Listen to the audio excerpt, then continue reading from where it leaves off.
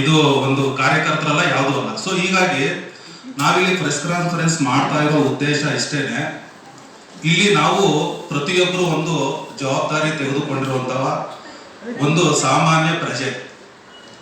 So ಇವತ್ತಿನ ಕಾರ್ಯಕ್ರಮ ಏನಂದ್ರೆ, ಉತ್ತಮ ಪ್ರಜಾಕೀಯ ಪಕ್ಷದಲ್ಲಿ ಪ್ರಜೆಗಳೇ ಹೈಕಮಾಂಡ್ ಆಗಿರೋದ್ರಿಂದ ಕರ್ನಾಟಕದ ಪ್ರತಿಯೊಬ್ಬ ಪ್ರಜೆನೂ ಹೈಕಮಾಂಡ್. ಸೊ ಅದರಲ್ಲಿ ನಾವು ಪ್ರಜೆಗಳಾಗಿ ಬಂದು ಇಲ್ಲಿ ನಮಗೆ ಒಳ್ಳೆ ವ್ಯವಸ್ಥಿತವಾದ ವ್ಯವಸ್ಥೆ ಬೇಕು ಅನ್ನೋದಕ್ಕೋಸ್ಕರ ಇವತ್ತು ಈ ಕಾರ್ಯಕ್ರಮ ನಡೀತಾ ಇದೆ. ಸೊ ಇಲ್ಲಿ ಕಾರ್ಮಿಕ ದಿನಾಚರಣೆ ಅಂಗವಾಗಿ ಒಂದು ಫ್ಯಾಕ್ಟರಿ ಕೆಲಸ ಮಾಡುವಂತ ಒಬ್ಬ ಕಾರ್ಮಿಕರಲ್ಲ,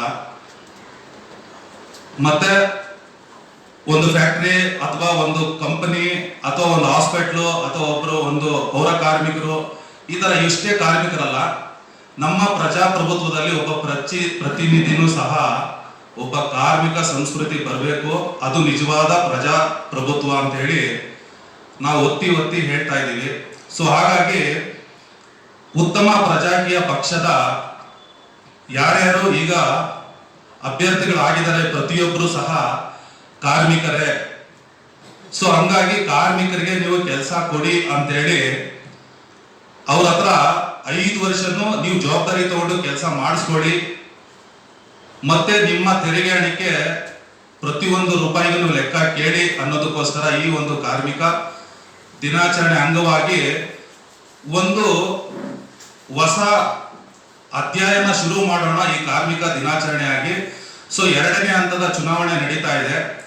ಆ ಚುನಾವಣೆಯಲ್ಲಿ ನಮ್ಮ ಉತ್ತಮ ಪ್ರಜಾಕೀಯ ಪಕ್ಷದ ಅಂದ್ರೆ ಪ್ರಜೆಗಳ ಪಕ್ಷದ ಉತ್ತಮ ಪ್ರಜಾಕೀಯ ಪಕ್ಷದ ಅಭ್ಯರ್ಥಿಗಳು ನೀವೆಲ್ಲರೂ ನೋಡ್ತಾ ಇದ್ದೀರಿ. ಸೊ ಈ ಅಭ್ಯರ್ಥಿಗಳಿಗೆಲ್ಲರಿಗೂ ನಾವು ಕಾರ್ಮಿಕರಾಗಿ ಆಯ್ಕೆ ಮಾಡ್ಕೊಬೇಕು. ಸೊ ಅದಕ್ಕೋಸ್ಕರ ನಾವೆಲ್ಲರೂ ನಾವು ಅವ್ರಿಗೆಲ್ಲ ಸಂಬಳ ಕೊಡ್ತಾ ಇರೋದು ನಾವೇ, ನಮ್ಮ ತೆರಿಗೆ ಹಣದಲ್ಲಿ. ಸಂಬಳ ಕೊಟ್ಟರು ಸಹ ಒಬ್ಬ ಮುಖ್ಯಮಂತ್ರಿಯೂ ಸಹ ಮುಖ್ಯ ಕಾರ್ಮಿಕರು ಅಂತ ನಾವು ಕರಿತೀವಿ, ಪ್ರಧಾನ ಮಂತ್ರಿಯೂ ಸಹ ಪ್ರಧಾನ ಕಾರ್ಮಿಕರು ಅಂತ ಕರಿತೀವಿ. ಸೊ ಹಾಗಾಗಿ ನಾವೆಲ್ಲರೂ ಕಾರ್ಮಿಕ ಸಂಸ್ಕೃತಿಗೆ ಬಂದ್ರೆ ನಮಗೆ ನಿಜವಾದ ಅದ್ಭುತವಾದ ವ್ಯವಸ್ಥಿತವಾದ ವ್ಯವಸ್ಥೆ ತಗೊಂಡ್ಬರೋದಕ್ಕೆ ಒಂದು ಮುನ್ನುಡಿ ಬರೆಯೋದನ್ನೇ ಉತ್ತಮ ಪ್ರಜಾಕೀಯ ಪಕ್ಷ ಒಂದು ಸಿದ್ಧಾಂತ. ಸೊ ಈ ಸಿದ್ಧಾಂತ ಬಂದ್ರೆ ಖಂಡಿತ ನೋಡಿ, ನಾವೆಲ್ಲರೂ ಪ್ರತಿಯೊಂದು ವ್ಯವಸ್ಥಿತವಾದ ವ್ಯವಸ್ಥೆ ಬರೋದಕ್ಕೆ ನಾವೆಲ್ಲರೂ ಕೈ ಜೋಡಿಸ್ಬೇಕು. ಪ್ರತಿಯೊಬ್ಬ ಪ್ರಜೆದೂ ನಾನು ಒಬ್ಬ ಭಾರತೀಯ ಪ್ರಜೆ ಅಂತ ಹೇಳಿ ಜವಾಬ್ದಾರಿ ತಗೊಂಡು ಮಾಡಿದಾಗ ಮಾತ್ರ ಇದು ಅದ್ಭುತವಾದ ವ್ಯವಸ್ಥಿತವಾದ ವ್ಯವಸ್ಥೆ ಬರುತ್ತೆ. ಸೊ ಅದರಲ್ಲಿನೂ ಸಹ ನಾವೆಲ್ಲರೂ ಒಬ್ಬ ಸಾಮಾನ್ಯ ಪ್ರಜೆಯಾಗಿ ನಾವು ಜವಾಬ್ದಾರಿ ತಗೊಂಡು ಇವತ್ತು ಈ ಒಂದು ಕಾರ್ಯಕ್ರಮ ಆಯೋಜನೆ ಮಾಡಿದ್ದೀವಿ. ಸೊ ಇದರಲ್ಲಿ ಮುಖ್ಯವಾಗಿ ನಾವು ಹೇಳ್ತಾ ಇರೋದೇನಂತಂದ್ರೆ, ನಮ್ಮ ಈ ಉತ್ತಮ ಪ್ರಜಾಕೀಯ ಪಕ್ಷದ ಏನು ಅಭ್ಯರ್ಥಿಗಳಿದ್ದಾರೆ ಇವರು ಯಾವುದೇ ನಾಯಕರಾಗಿ ಅಥವಾ ಸೇವಕರಾಗಿ ಬರ್ತಾ ಇಲ್ಲ, ಇವರು ಕಾರ್ಮಿಕರಾಗಿ ಬರ್ತಾ ಇದ್ದಾರೆ. ಸೊ 2ನೇ ಹಂತದ ಲಿಸ್ಟ್ ಹೀಗಿದೆ. ಉತ್ತಮ ಪ್ರಜಾಕೀಯ ಪಕ್ಷದ ಅಭ್ಯರ್ಥಿ ಪ್ರಜಾಕೀಯ ಮಲ್ಲಪ್ಪ ಬೋಗೋಲ್ ಪ್ರೇಮ್, ಇವರು ಬೆಳಗಾವಿ ಕ್ಷೇತ್ರದಿಂದ ಕ್ರಮ ಸಂಖ್ಯೆ 5 ಆಟೋ ರಿಕ್ಷಾ ಗುರುತು. ಸೊ ನೀವೆಲ್ಲರೂ ನೋಡ್ತಾ ಇದ್ದೀರಿ. ಸೊ ಕ್ರಮ ಸಂಖ್ಯೆ 5 ಪ್ರಜಾಕೀಯ ಮಲ್ಲಪ್ಪ ಬೋಗೋಲ ಪ್ರೇಮ್, ಇವ್ರದ್ದು ಆಟೋ ಚಿಹ್ನೆ. ಇವರಿಗೆ ನೀವು ಓಟ್ ಹಾಕ್ಬಿಟ್ಟು ಕಾರ್ಮಿಕರನ್ನಾಗಿ ಆಯ್ಕೆ ಮಾಡಿಕೊಂಡ್ರೆ 5 ವರ್ಷನೂ ಪ್ರಜೆಗಳಾದಂತ ನೀವು ಹೇಳೋ ತರ ಕೆಲಸ ಮಾಡೋ ಕಾರ್ಮಿಕ ಸಿಗ್ತಾರೆ. ಹಾಗೆ ಬಾಗಲಕೋಟೆ ಕ್ರಮ ಸಂಖ್ಯೆ 4 ಅಂತೋಷ್ ಸಸ್ವಾಸೆ ಆಟೋ ಚಿಹ್ನೆ, ಇವ್ರಿಗೂ ಸಹ ನಾವು ಕೆಲಸಗಾರ ಕಾರ್ಮಿಕರನ್ನಾಗಿ ಆಯ್ಕೆ ಮಾಡ್ಕೊಬಹುದು. ಮತ್ತೆ ಕಲಬುರಗಿ ಕ್ರಮ ಸಂಖ್ಯೆ 4 ನಾಗೇಂದ್ರ ರಾವ್ ಆಟೋ ಚಿಹ್ನೆ. ಮತ್ತೆ ಹಾವೇರಿ ಕ್ರಮ ಸಂಖ್ಯೆ 9 ಪ್ರಜಾಕೀಯ ಸಚಿನ್ ಕುಮಾರ ಆಟೋ ರಿಕ್ಷಾ, ಅವ್ರದ್ದು ಚಿಹ್ನೆ ಇದೆ. ಧಾರವಾಡ ಕ್ರಮ ಸಂಖ್ಯೆ 6 ಬಸವಲಿಂಗಪ್ಪ ಇ ಬೂಡಿ, ಇವ್ರದ್ದು ಸಹ ಆಟೋ ಚಿಹ್ನೆ. ಮತ್ತೆ ಉತ್ತರ ಕನ್ನಡ ಕ್ರಮ ಸಂಖ್ಯೆ 5 ಪ್ರಜಾಕೀಯ ಸುನೀಲ, ಕ್ರಮ ಸಂಖ್ಯೆ 5 ಆಟೋ ಚಿಹ್ನೆ. ದಾವಣಗೆರೆ ಕ್ರಮ ಸಂಖ್ಯೆ 4 ಈಶ್ವರ ಶೇಂಗಾ ಚಪ್ಪಲಿ ಗುರುತುಗಳು. ಶಿವಮೊಗ್ಗ ಕ್ರಮ ಸಂಖ್ಯೆ 4 Arun Kanahalli auto rickshaw. So ಇವರು ನಾಯಕರಾಗುವಲ್ಲ, ಕಾರ್ಮಿಕರಾಗುವಲ್ಲ, ನಾಯಕರಾಗುವಲ್ಲ, ಸೇವಕರಾಗುವಲ್ಲ, ಕಾರ್ಮಿಕರಾಗಿ ಬರ್ತಾ ಇದ್ದಾರೆ. ಸೊ ಇವರನ್ನ ನಾವು ಆಯ್ಕೆ ಮಾಡಿಕೊಂಡು, ಕಾರ್ಮಿಕರಾಗಿ ಆಯ್ಕೆ ಮಾಡಿಕೊಂಡು ನಾವು ಹೇಳಿದ್ರ ತರ ಕೆಲಸ ಮಾಡುವಂತ ಕೆಲಸಗಾರರಾಗಿ ಬರ್ತಾರೆ. ಸೊ 5 ವರ್ಷನೂ ನಮ್ಮ ತೆರಿಗೆ ಎಣಿಕೆ ಒಂದೊಂದು ರೂಪಾಯಿಗೂ ಲೆಕ್ಕ ಕೊಡ್ತಾ ನಾವು ಜವಾಬ್ದಾರಿ ತಗೊಂಡು ನಮ್ಗೆ ಬೇಕಾಗಿರೋ ರೀತಿಯಲ್ಲಿ ಕೆಲಸ ಮಾಡಿಸ್ಕೊಳ್ಳುವಂತ ರೀತಿನೇ ನಿಜವಾದ ಪ್ರಜಾಪ್ರಭುತ್ವ. ಈ ಸಿದ್ಧಾಂತ ಪ್ರಜಾಕೀಯದಲ್ಲಿ ಮಾತ್ರ ಇದೆ. ಇದು ಯಾರು ಅಳವಡಿಸ್ಕೊಂಡ್ರು ಸಹ ಒಳ್ಳೇದೇನೆ. ಸೊ ಇಷ್ಟು ಹೇಳ್ದ ನಮ್ಮ ಸ್ನೇಹಿತರಾದಂಥ ವಿಜಯ ಮಾತಾಡ್ತಾರೆ. ಮಾಧ್ಯಮ ಮಿತ್ರರಿಗೆ ನಮಸ್ಕಾರ. ನನ್ನ ಹೆಸರು ವಿಜಯನಾರಾಯಣ್ ಅಂತ. ನಾನು ಒಬ್ಬ MLA ಕಂಟೆಸ್ಟೆಂಟ್ ಆಗಿ ಕಂಟೆಸ್ಟ್ ಮಾಡಿದ್ದೆ. ಆ್ಯಕ್ಚುಲಿ ಪ್ರಜಾಕೀಯ ಅಂತ ಲಾಸ್ಟ್ ಒಂದು 6-7 ವರ್ಷದಿಂದ ನಾವು ಹೇಳ್ತಾನೆ ಇದ್ದೀವಿ.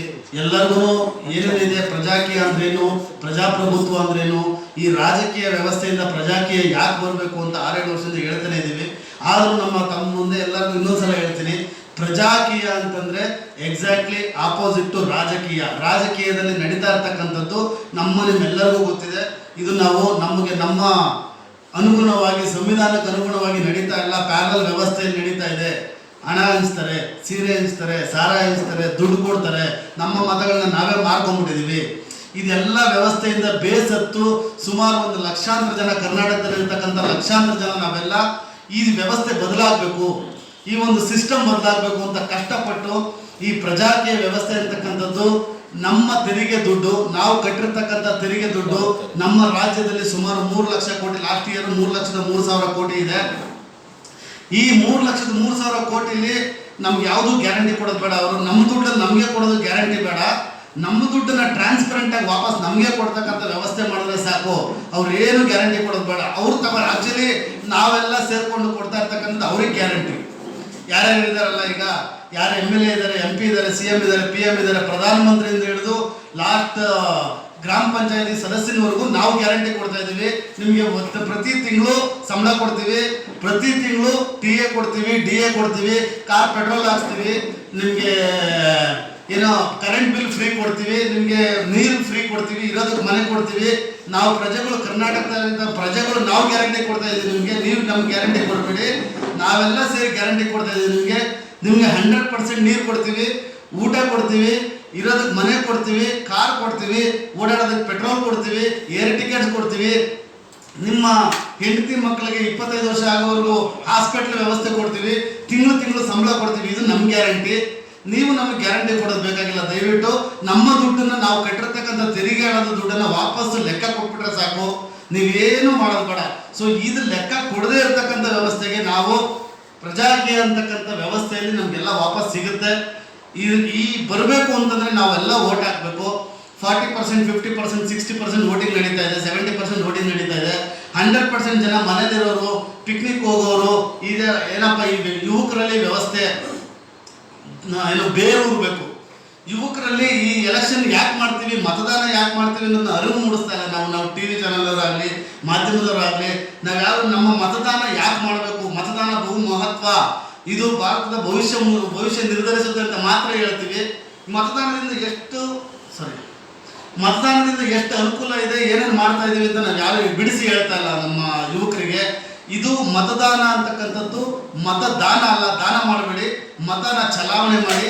ನಿಮ್ಗೆ ಹೇಳಿದವ್ರಿಗೆ ನಿಮ್ಮನ್ನ ಕೇಳಿ, ಯಾರಾದರೂ ಓಟ್ ಕೇಳಕ್ಕೆ ಬಂದರೆ ನೀವು ಕೇಳಿ, ನೋಡಪ್ಪ ನಂದು ಈ ಥರ ಹಿಂಗೆ ಪಾಯಿಂಟ್ಸ್ ಇದೆ, ನಾವೆಲ್ಲ ನಿಂತ್ಕೊಂಡು ನೀನು ನನಗೆ ಸಿಗಬೇಕು, ನಿನಗೆ ಓಟ್ ಹಾಕಬೇಕು, ನೀನು ಓಟ್ ಹಾಕಬೇಕು ಅಂದ್ರೆ ನೀನು ಏನು ಮಾಡಬೇಕು, 5 ವರ್ಷಕ್ಕೆ 4